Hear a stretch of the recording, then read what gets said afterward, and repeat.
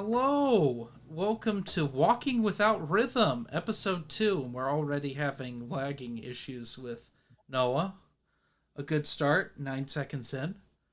But um, today we're talking about the strangest sequel I think ever written for a hit book, which is Dune Messiah, which, no, we're not talking about Children of Dune today.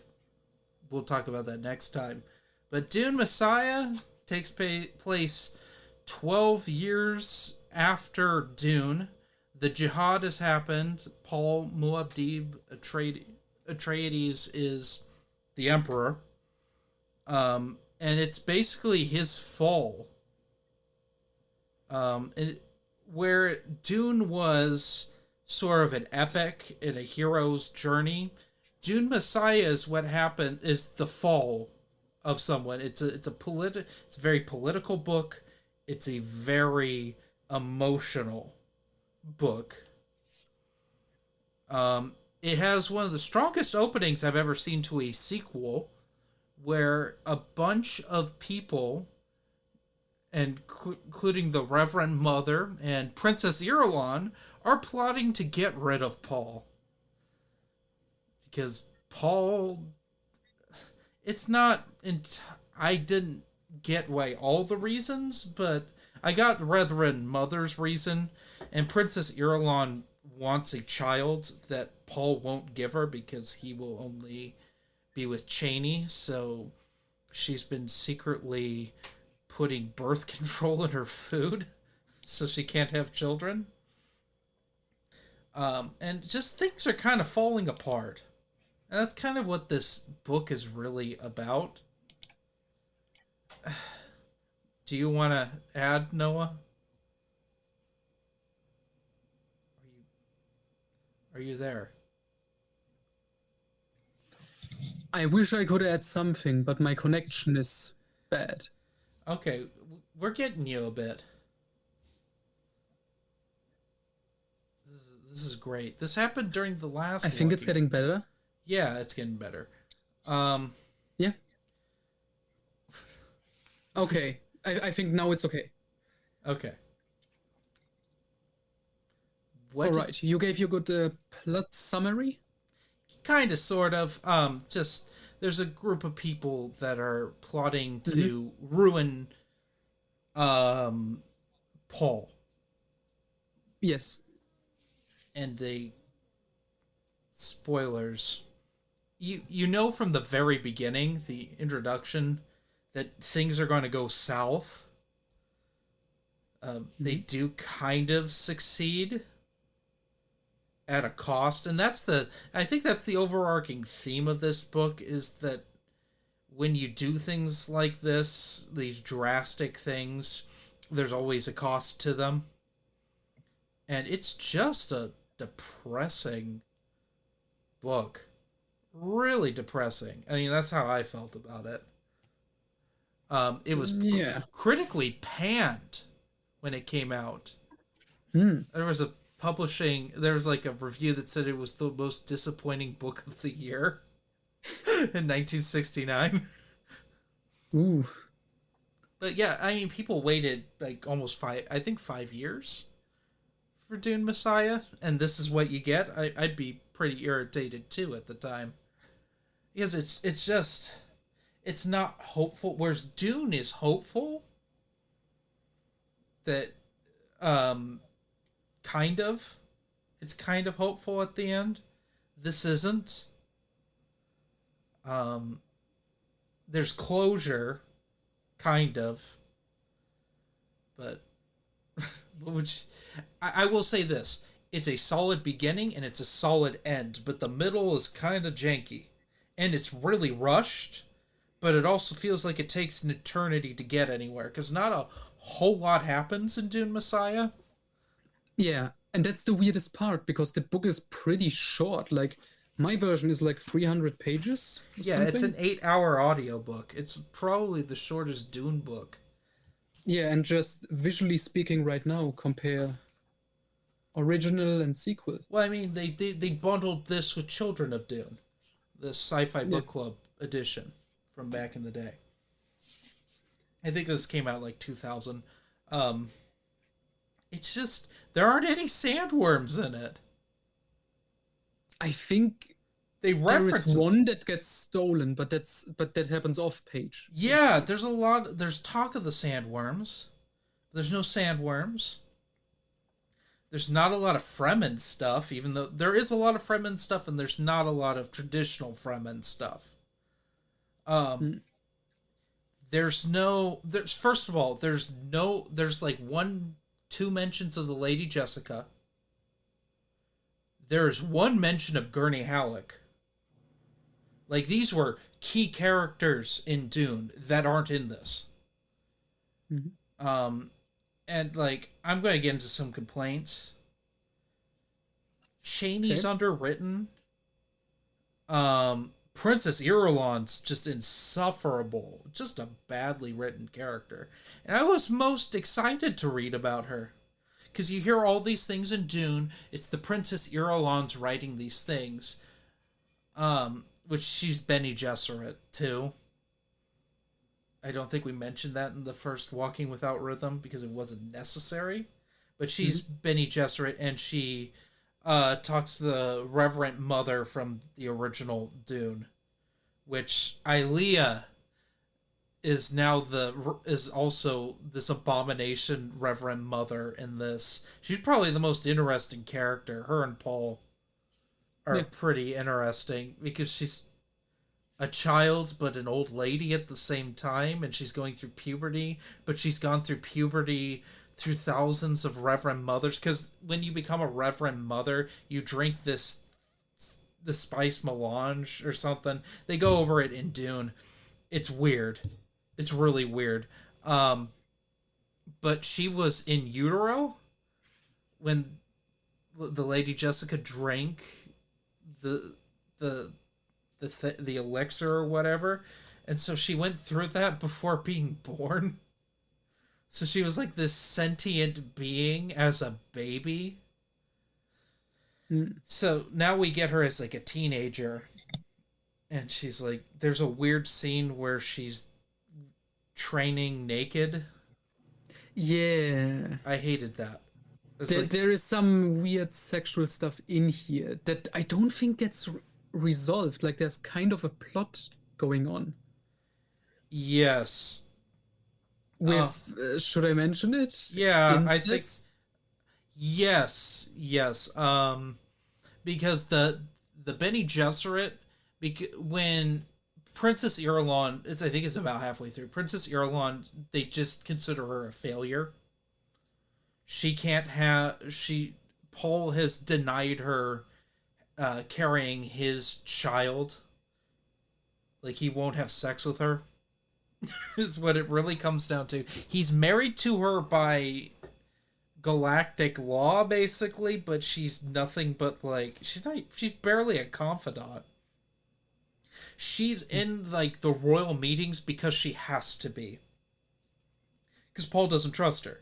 None of them Mm. trust her, and with good reason. I mean, she's wishy-washy with them to kill Paul, um because Paul doesn't do what they want.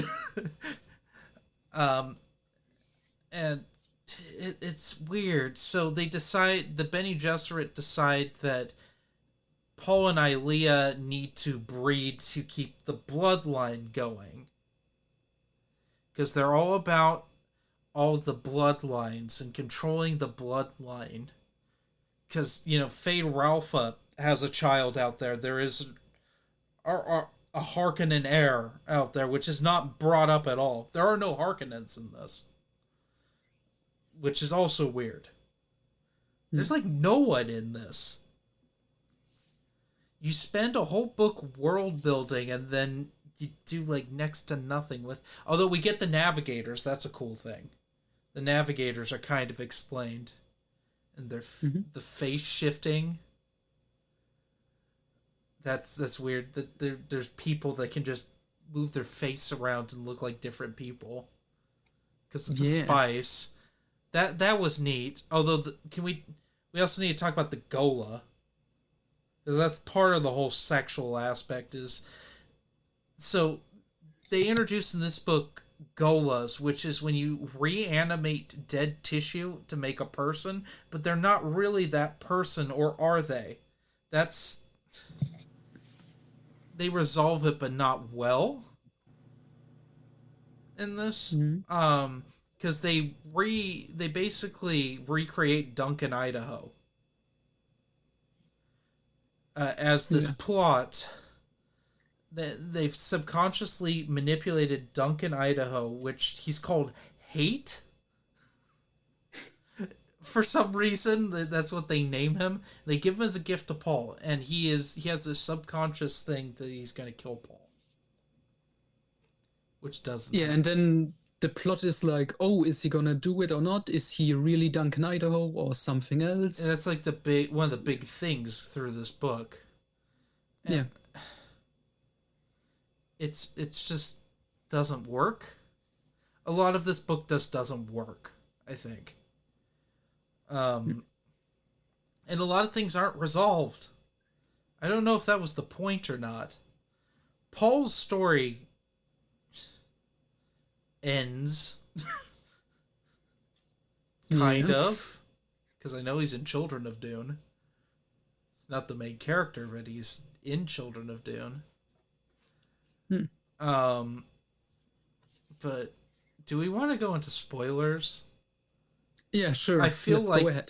that's the only place we can go. Paul is blinded by, I can't remember what it's called, but it's basically a nuclear fire device that they, in an attempt to assassinate him, that goes south because he foresees it. The whole thing is frustrating and is like suspenseful. Paul knows all this is going to happen, and he's seen it for years, and he's prolonged things. For instance, Cheney's dies in childbirth, and he's it's like we're led to believe that he knows that Irulan's been like giving her birth control, and he's just let it go on for so long because he knows Cheney will die, Mhm. but he can't see everything. Um, Yeah, which gets clear at the end with the children getting born. yes. So we Paul gets blinded, but he can see through his like sight as the Kwisatz Haderach. He can still see kind of until he doesn't. Hmm. Until he kills the bad guy by throwing a knife by seeing through someone else, which that didn't make Yeah. any sense. It was That abrupt. was That was abrupt it, and it, strange. yeah, it was confusing. I guess now in retrospect, it's kind of like remember the final of The Last Command by Mhm. Zahn? Yeah, It kind of reminds me of that now. it does. It does a bit where it feels rushed. Yeah, and the whole thing with like looking through someone else's eyes and throwing the weapon. Oh yeah, that's right. I was thinking of the comic where she doesn't do that. She like does a flip and I think stabs it's him. implied in the comic, Is but it? not well. Yeah, but not well because I think in the comic you can see like a picture of Leia saying "Look through my eyes" or something. It's not I don't know. Those well were done. bad adaptations, but that's getting into the weeds. But yeah. Oh, Ilea and Duncan, Idaho have a thing, Yeah, which is weird because her brother he considers the son he never had, and she's yeah. also 15. But he's a dead person. He's a zombie, He's a zombie essentially. essentially. Um, yeah, it's weird. It, I guess Paul gets what he wants to a degree in the end, where he accepts what is to come. He Mhm. comes to accept what is destiny, I guess. Um, the whole thing's weird. It op- we didn't talk about the whole opening much, but it opens with a dude is like imprisoned by Fremen zealots, basically, or they're like there's all these zealots now that worship Paul like he's a god, because he's their messiah. Um, and they have imprisoned this historian who's talking bad about Paul's fall, and that's what this is framed on. And he's going to be, I guess it's like an Inquisition reference to the Spanish Inquisition. I guess they're going to do Mhm. horrible things to this guy, but the zealot's like, I will tell your story. And it's like the best he could do, and that's what Doom Messiah is based on. Mhm. Because we talked about this in the last episode, but Frank Herbert's whole thing was like, don't trust charismatic leaders. Mhm. But I didn't necessarily get that from this. Paul's just tired. That's like the big thing. He's done.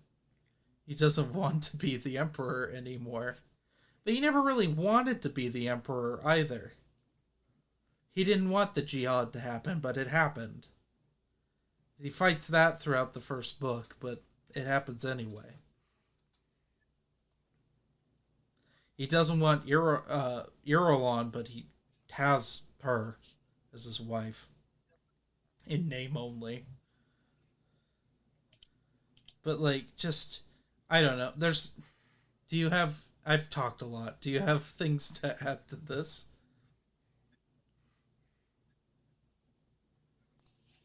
Well, if my connection is stable, not really. Okay, to go back to Irulan, the princess character, Mm-hmm. I was also pretty curious about her. Mm-hmm. Um, like you said, because it was the framing device in the first book with her text and everything. And now we get to this, and she's the enemy, basically. Yeah. And yeah, and I was curious for like the first couple of chapters when this was introduced, and then she's just kind of like, I don't know. She just Like you wants said, his. she's yeah. Well, and then she decides at the end that she actually loved Paul the whole time. I That legitimately almost forgot this is a yeah, thing. because it's That once it's like one paragraph. She leaves the Bene Gesserit to raise Paul's children mm, with, which is probably for the best because I wouldn't trust Aelia to raise anything. It's bad enough she's the emperor now yeah. because she has everyone that conspired against Paul killed against Paul's wishes. Mm-hmm. She's kind of crazy and a weird religious nut. Well, she Yeah. feeds into that. That's a weird sequence near the end of the book where Paul is in disguise because he's meeting up with someone to get this dwarf.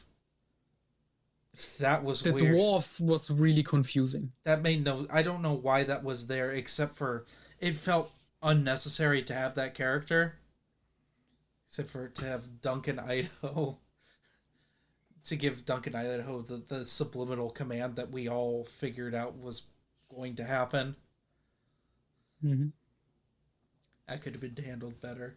But like he's witnessing his sister give this basically mass in the street and just belittle people and they just take it. It was Yeah. bizarre. He did mention she was in a bad mood that day. Yeah. But yeah, that entire sequence was, I would say, actually pretty good in how bizarre it was. It was kind of funny. Yeah. But Paul's like distressed the whole time. But like I found it a bit amusing. Mm-hmm. But yeah, she's in control of the Empire now. Um which that'll be interesting in Children of Dune. Which Children of Dune I guess has a there's another big time jump. Yeah, because this one is how many years? Like 12. at least over a decade. Yeah, Yeah. it's 12 years. Okay. That's Took 12 years to make. it's boyhood. It's the boyhood of Dune books. Yeah. Um, but it's just it just didn't feel like we had the antagonists weren't clear in their motives. They were and they weren't. Yeah, and it's weird because I like the opening with them when we get this circle of villains trying to plot against Paul. You know what it reminded me of? Yeah, From Russia with Love, yeah, I can see that. where Smash is like plotting, but we had multiple books to lead up to that. Mhm. This we have one. Yeah, so Herbert would have had to do like a lot to really establish everything. Like I think the sudden Irulan twist that she's plotting against Paul, that works. Yes, So suddenly, I think. but Yeah. she's so wishy washy about it. Hmm. She's just underwritten. Like a lot of the women in this are just underwritten. Um, it's Paul's story, and it's Paul's story. It's Paul's world falling apart. Yeah. And Paul and his sister are the most interesting characters for sure. Yeah, yeah. Well, Duncan's a little interesting. Oh yeah, he is. I mean, I didn't hate his story. I kind of liked his story, I Mm-hmm. will say. But looking at it, it feels like there was something kind of missing. Because also when it was introduced, I was really confused what the hell was going on. Yeah, Which is just the thing with Brian Herbert's books and his world, I guess, that some things just there. it's a critique, but it's also positive. He talks about the stuff, the weird stuff in his world, like everyone should already know about it. Mm-hmm. And so we get introduced to these zombies.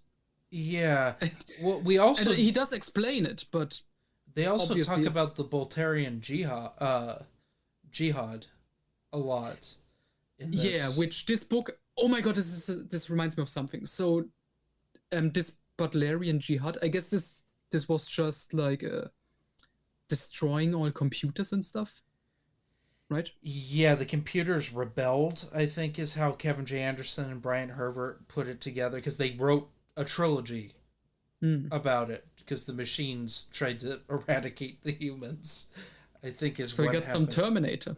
Yeah, as I recall, it's really graphically violent. Mm. Um, it's a bit gnarly. Matt Wilkins loved it. You know, I don't. Obviously, Matt Wilkins loves it, but you know, something I don't know if we mentioned this with Dune. That Dune takes place in the same reality as the real world, Yes, it does. I don't think we did. which It's we didn't way mention in the in Dune future. because I don't remember if that was really established in Yes, it Dune. is. But then I read fucking Dune Messiah, and there was one point where Paul is thinking about Emperor Hitler Yes. and Genghis Khan, Yeah. and it was like, whoa, Yeah. this feels out of place. Yeah, well, they're so far in the future, it's ancient history, so they don't have a lot of it. And Yeah. I think it's to show that Paul's becoming a tyrant, Yeah, that's the thing. Like he's aware what he's becoming, and he hates it. yeah, And he just wants him and Cheney to go back to being Fremen in the desert, but he knows that can't be. Mhm. And I think ultimately he just didn't want Irulan and the Reverend Mother to succeed. And they don't necessarily. Mhm. I will say weirder crap is on the way. Oh my god, really? Yeah. Oh, these we haven't gotten to God Emperor of Dune yet. That's the fourth book. Mm. But I love that Paul has had two sons named Leto. Yeah, this isn't even mentioned at the end. He's like, okay, my son should be named after my dad, and it's like, you did that already. You did that already, and that one died. And it's not like he is like it's established here, like he's Leto the third at this point. But they refer He to him as wasn't meant to be. Leto the Second. Hmm? That's what he's officially referred to as. If you look at the Dune wiki, is that This newborn yeah, this new is one's Leto the Second. The other one's just called Leto, and Paul's father is Leto the First. Okay, makes sense, I It guess. doesn't make any sense to me. And then his daughter's named something that means spoils of war. And I cannot remember what her name is, but it's something weird. Now I have to look it up. But yeah. Oh, um, can we, on this note, also talk a bit about Skytail, Oh, yeah. the shape shifting villain? He's interesting when he's there. There's like great spaces of time he's not in the book. Mhm. Scytale? Yeah, Scytale's like basically running the show of getting rid of Paul. Well, they want Paul's body to be a golem. I think is that was the ultimate goal. Uh, Gola, not golem. Gola. That's what they are. Hmm. A golem is something you fight in D&D. A golem is from the Lord of the Rings, owned by Golem, Amazon. isn't that like a Jewish thing? Yes, it's also a Jewish thing, but you can fight them in D&D. I did that once. It was really disastrous. I think one of our party died fighting one. uh, but anyway, it's just weird. It's a weird book. I would say the same about the first Dune, but the first Dune, It explains I things better. yeah, It took its this time. It's like 3 times as long.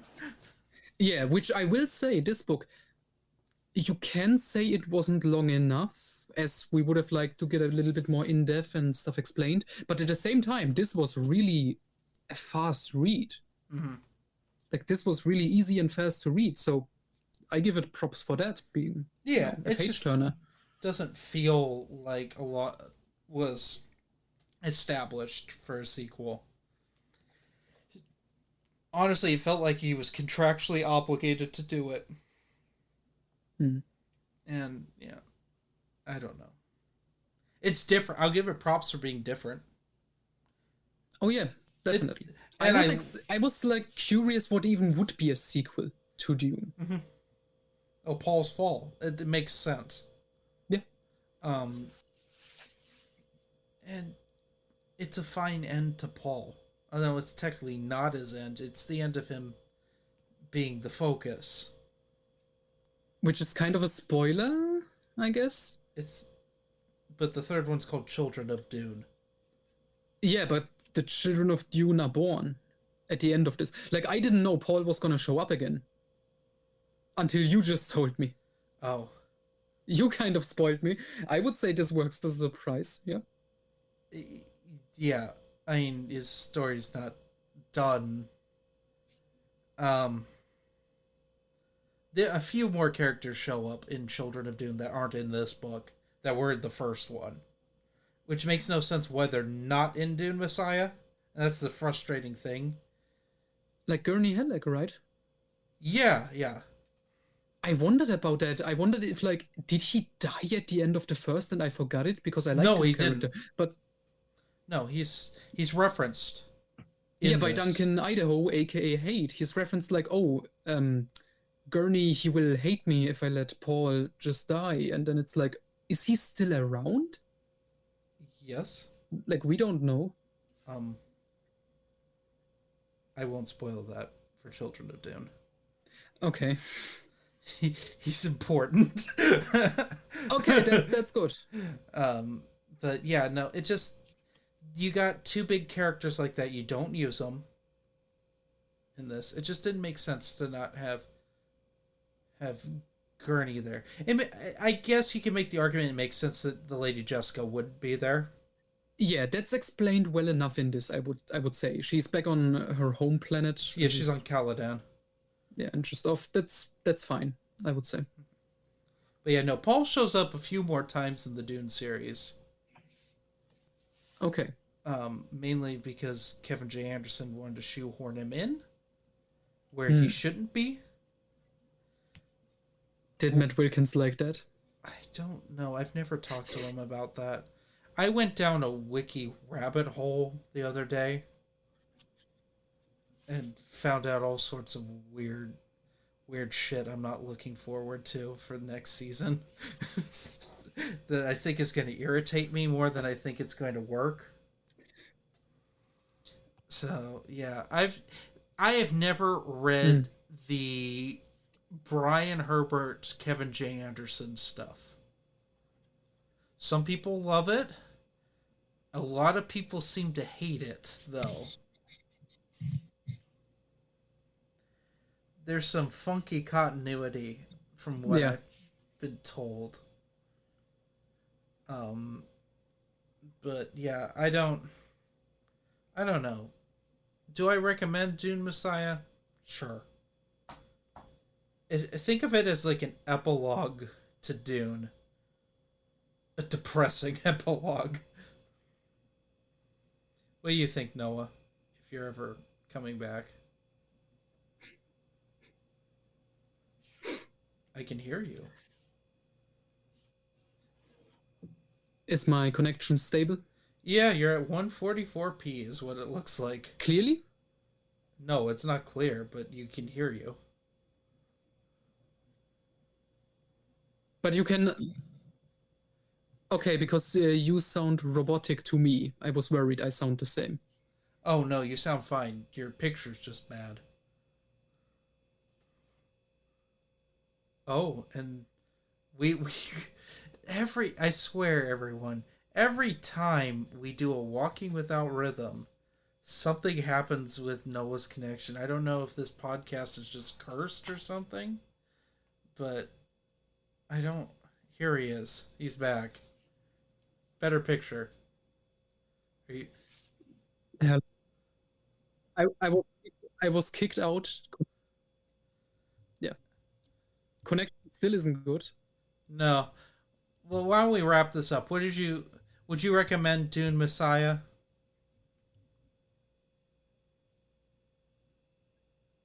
Yes, yes, would recommend. Yes, yes, yes. I give it a 3 out of 5. It's okay. You're there.